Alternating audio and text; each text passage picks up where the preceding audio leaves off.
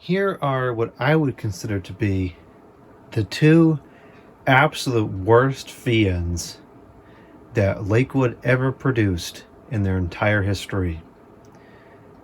The DX series, D for don't even bother with this piece of junk, and the A series, A for absolute junk. Both of these fans stink, and I don't like either one of them. I only have them because I like Lakewood, and even though I like almost anything with the Lakewood name on it, I still think these absolutely stink. So let's take a look at these two fans, because I think one of them is even more stinks than the other. This is probably not going to be a common opinion, but I think the A stinks a lot more than the DX. So let's take a look at these two pieces of junk. So first off, they're like all plastic. This one has some cheaper elements and some more expensive elements. You know, that's what I find really odd about these things, is they cheapened out on several components here, and then they cheapened out on different components here. So this one, it has a standard set of speed controls on the base. That's pretty presentable. It's got a nice fancy logo, you know, with the nice brown and gold colors. There's a really nice looking base. Nice control panel, the Lakewood name on there. It's really fancy, nice looking badge on there. The cord comes out the bottom like it should.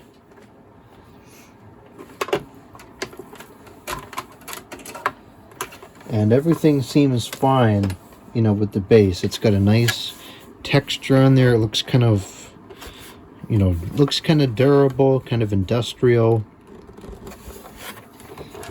You got rubber feet on the bottom of it. There's the informations.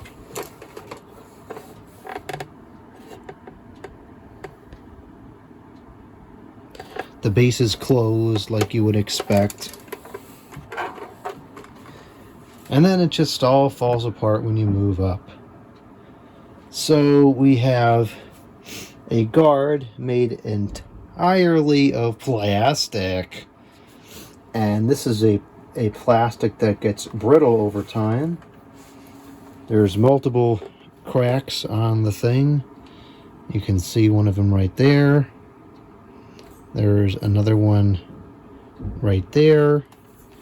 There's several chunks missing out of the base. It's all cracked here. A couple pieces cracked right off.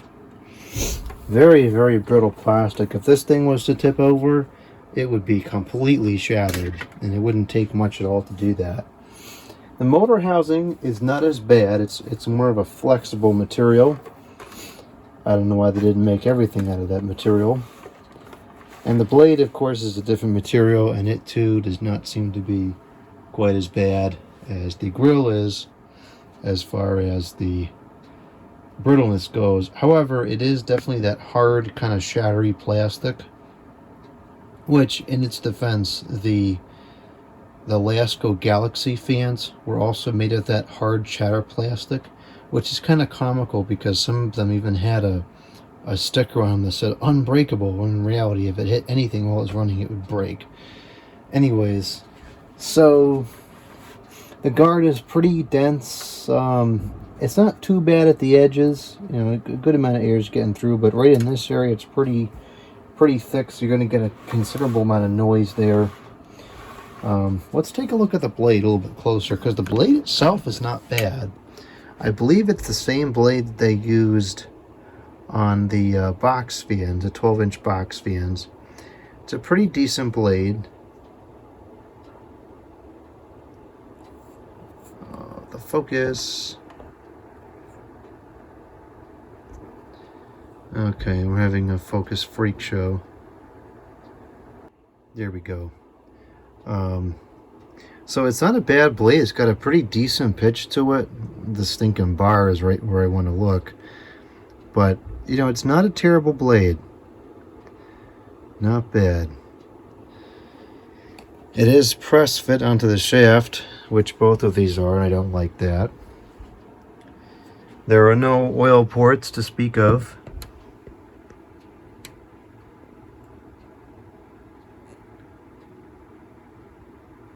Unblur, unblur. No oil ports. And the motor, which I think is where they skimped on this one, is a shaded pole. And it draws an outrageous amount of power. It calls for 1.1 amps. Now, mind you, the Lakewood Galaxy ones only pulled 0.35 amps. And the performance is almost negligible as far as the air movement goes. And I'm not an efficiency crazed person. If the thing runs and it does so reliably and it does so well, it can eat up as much power as it wants. But when you can very easily make it draw a third of the power and not sacrifice reliability, and not sacrifice quality, and not sacrifice performance, why would you not? It's just crummy, cheap, sleazy design. There's really absolutely nothing I like about this fan. It moves an okay amount of air. I think the air movement is comparable to the Lakewood Galaxy fans, but it moves that air, making probably double or triple the noise. So to me, this thing is unusably loud. Let's move on to the DX. So this one starts bad at the base. Oh, one more thing to mention here, the motor mount. This is where it's really quite perturbing. The motor mounts to this little piece of plastic down here, or rather the motor mounts to the guard, and the guard mounts to this little piece of plastic there, and that's all that holds up the motor. Pretty much nothing is holding up the motor. And it's just a matter of time before it all cracks apart. In fact, it's starting to do so. I don't know if this will be able to focus on there or not. But see down there, it's cracked in half. That's because all the weight of the motor lies on the guard. And all the vibration of the blade and the force of the air movement is on the guard, which is a flimsy, brittle piece of junk. Okay, now let's get over to the DX. D for don't even bother. X for extremely junky. The base is a joke and a half. It's a hollow piece of plastic. I guess there were at least feet on there at one point. There's only 2 left now. I don't know where the other ones are at, but it's a hollow joke. Here's the informations. It is 0.9 amps, which is not accurate. It doesn't draw anywhere near that much, I don't think. 1200 DX. The cord, it comes out halfway up, which is not correct. There's no control panel there, and the reason they did that is to save some wire. So they put the control as close to the motor as possible, right here, to spare a couple of feet of wire, save a dime or two in production process.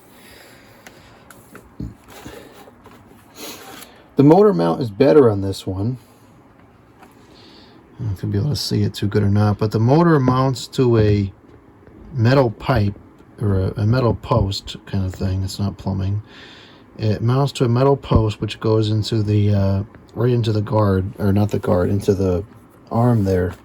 So it's much more sturdy than the A is. The motor mount is much better, and the motor itself is also much better. It's a PSC motor, and it does have an oil port. It's not a very good one, but it does in fact have an oil port, which is upside down. I know that there's a fiasco with this fan, and I don't care if the oil port went to Pluto. So the motor is better. The motor mount is better. The blade, I think, is inferior.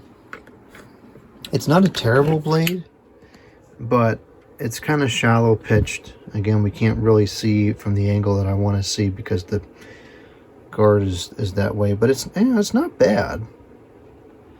It's not a terrible blade. The switch, I think, is kind of hard to use. At least, you know, if it's sitting on the table like this, it's hard to use because now you're reaching over the back. You can't see what speed it's on, you know, whatever. The oscillation knob is fine. The guard, it's pretty much identical to the other one, so the same commentary remains. Although this one is still pretty flexible, I'm sure it's only a matter of time before it gets brittle. I also have a 16 DX, and the guard is turning to like a powdery material. So this one is obviously very yellowed, but it's not powdery, it's just brittle. So the plastic is deteriorating differently, but it's deteriorating either way, which isn't acceptable. This one, I guess, probably never saw any sunlight, so it's still in pretty decent condition. And again, it's very tight here in this area, so you're going to get a lot of restricted airflow and consequently a lot of noise. This grill is not identical as much as I thought it was. I'm just noticing now that there's an extra support ring here, and it looks like there is also 2 additional support rings on the back. So this probably is a considerable amount sturdier, because now, you know, you're only working with that distance that can flex, whereas on this one, you know, the whole thing is just flaky as can be. This one is also more bland in appearance. You have the Lakewood logo. I kind of like this logo because this is the one they were using when I was growing up. So that's the first one I remember seeing when I was buying their fans back in the day when they were still sold in the stores new. But it's clearly not as fancy as the other one is. No comparison. You can see the decline in pride of manufacturing and design behind the two. And of course the base, you know, the A is a much nicer base than this one. As far as the weight is concerned, the A is not really much heavier. So I don't know where all the weight is on this one. I guess it's in the motor. I know the motor on that one is very heavy. It's also very loud. So let's go ahead and turn these pieces of junk on.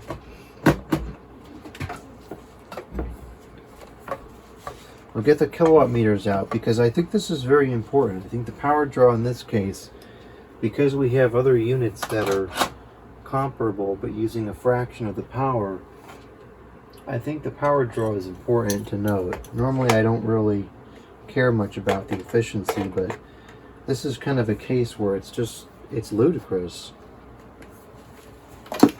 So we'll have the DX on the left and the A, or a joke, on the right.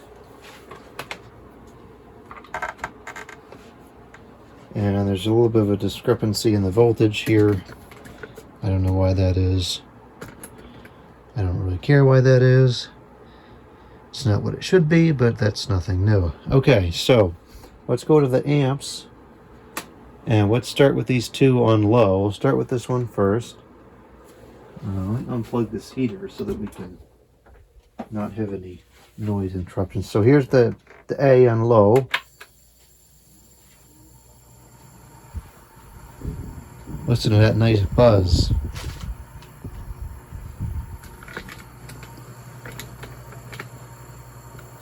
That is so loud, that buzz. That's ridiculous.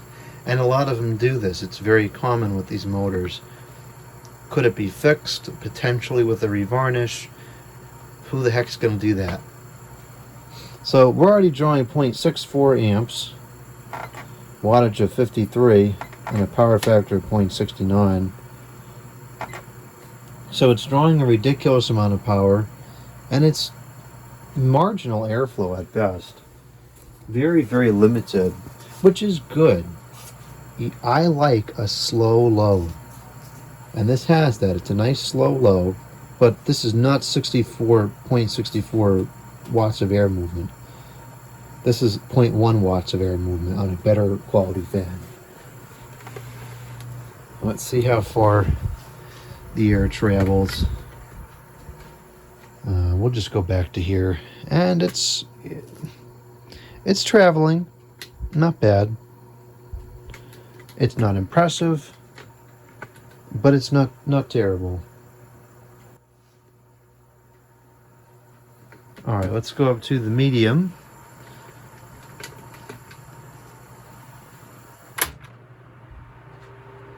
And it's just a bad winding or a cheap something or other because that buzzing goes away on anything but low.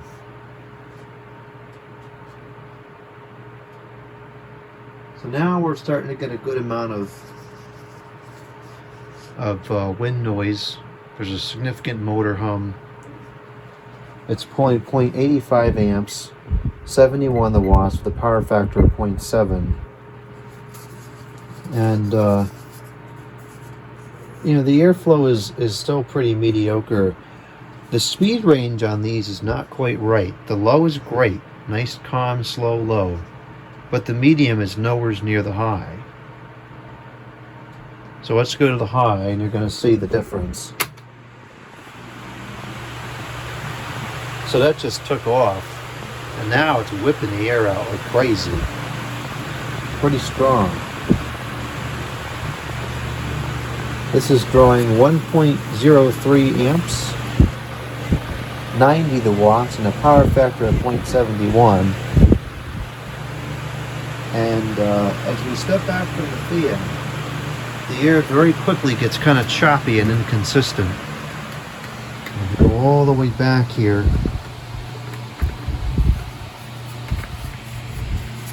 The airflow, it's definitely there, and it's still pretty strong, but it's very choppy. And some people like that. I don't really like that myself. I prefer more of a constant breeze, but it's moving the air this far for sure.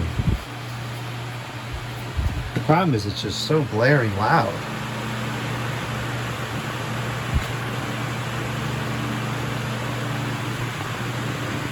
Try the oscillation just to show them.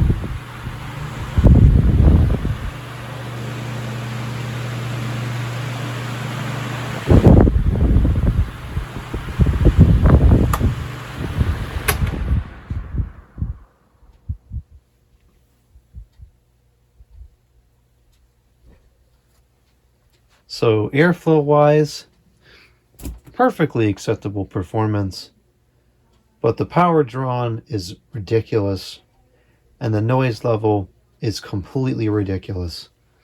So now let's move on to the DX, and we'll start it up on low.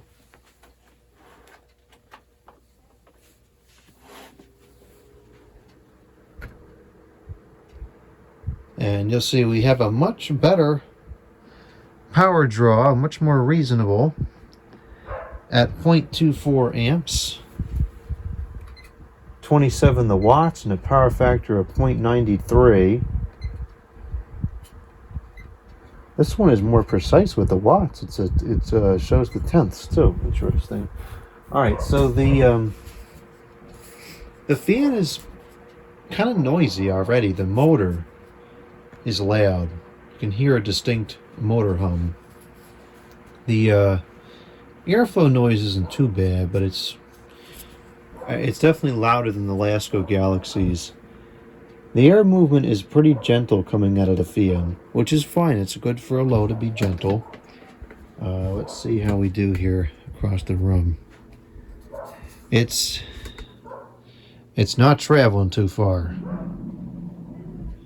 It's the air draft is kind of diminishes pretty quickly. So let's try the medium now.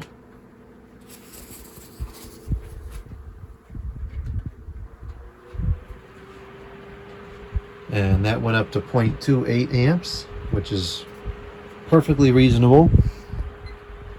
32.2 the watts, and a power factor of 0.90 for 3.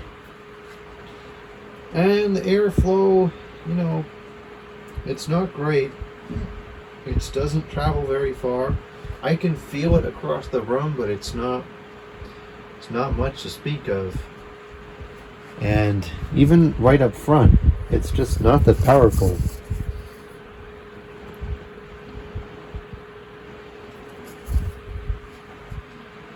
Alright, let's see what the high brings. Not much. The speed range, I think, on this one is better than the A. We have a pretty good range. We have low, and then we have a medium, which is pretty much in the middle, and then the high, which isn't, you know, astronomically more. It's pulling 0.33 amps, 38.7 the watts, and a power factor of 0.94. And this is a perfectly reasonable and acceptable power draw. It's rated for 0.9. I don't know why in the world it's rated so high at 0.9. There's no way a little motor like this would ever draw 0.9, probably not even in a locked rotor state. Anyway, so this is running up to full power now. And it's not obnoxiously loud, but it is definitely kind of on the noisy side. And the airflow is just really underwhelming. It's moving a good breeze now on high, but again, it diminishes pretty fast. I'll go across the room here, and there's air, but it's not much. It's not much at all.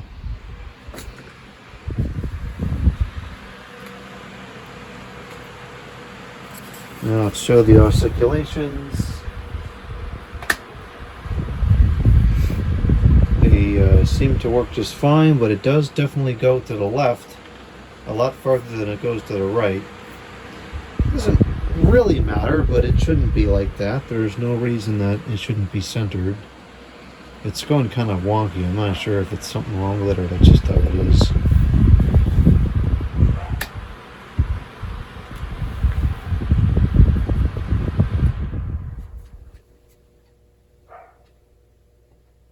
So overall, the performance is very underwhelming on this one.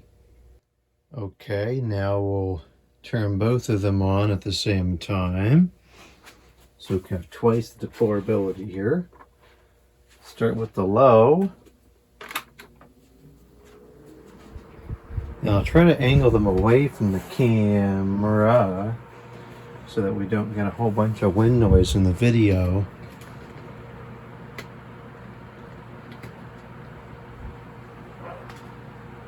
So at this speed, the noise level seems to be about the same.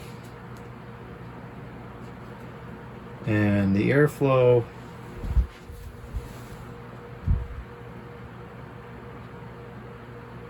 the A, I think, is moving more air. Yeah, it is.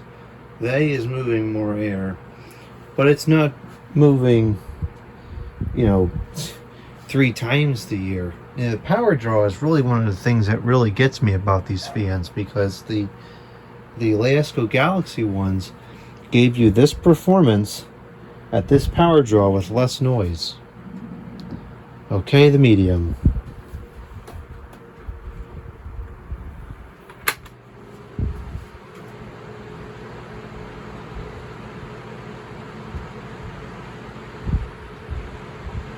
And I think they're pretty comparable in terms of the noise level right now. I can hear the A a little bit more, but I think it's because it's at a higher frequency. It's more noticeable.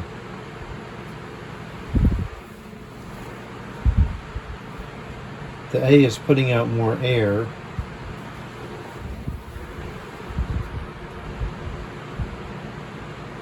It's also drawing a ton more power. I think y'all can see that, the meters, I hope.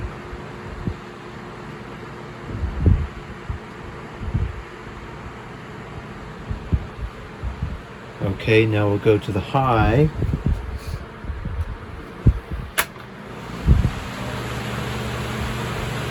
And on high, the A drowns out the DX in terms of noise. It's drawing 3 times the amount of power, which is outrageous. And it's moving significantly more air, but this kind of airflow would absolutely be achievable at 0.33 amps had you a PSC motor in this thing.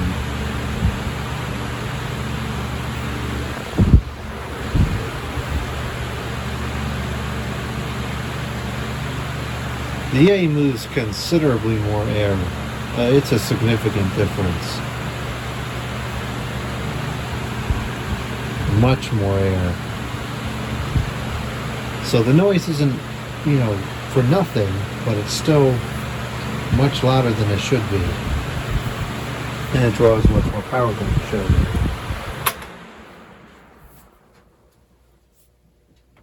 So, all in all, they both absolutely stink. The A is way too loud, it draws way too much power. The DX is underpowered, and the bass is super flimsy. The A's motor mount is going to break any soon. These are both just terrible fans. And just one more quick note that I noticed as I went to pick them up to put them away. Neither one of these things has a stinking carrying handle. What a joke.